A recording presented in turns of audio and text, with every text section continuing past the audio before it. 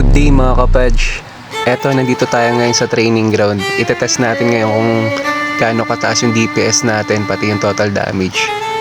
So, change gear lang tayo ng gear natin ng HQ PBE natin. Activate lang natin siya. So, ito yung gagamitin natin pang test.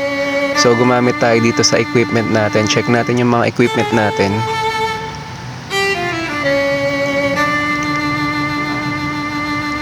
Black Soak Hood, Guilt Extravagance, Ginarly Galet, Seeker and Darkness, Shade Oblique, Grimhound, Five Finger Spear, Rose Toll.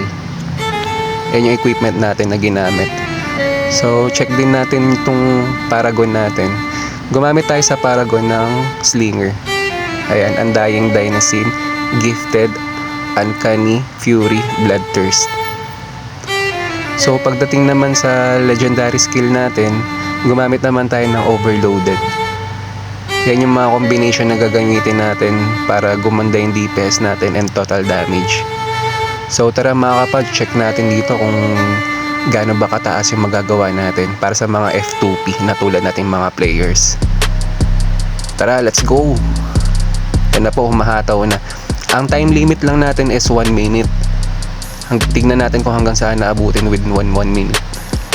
So, tumotal lang tayo ng 2 million DPS po. Then, total damage, umabot na po tayo ng 40 million. Wow, ganun kabilis po sa loob ng 20 seconds.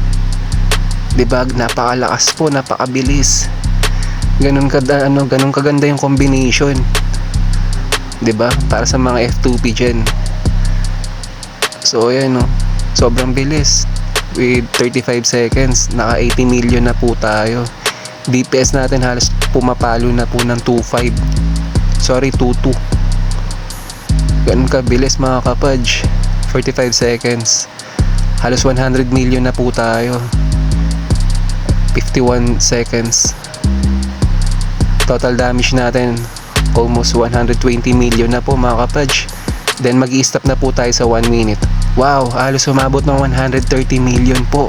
Then DPS natin pumapalo po ng 2-3 million. Wow, ganun kabilis mga kapadge. At ganun kalakas. Magagamit natin to once na nag-PvE tayo. Ayan. HQ and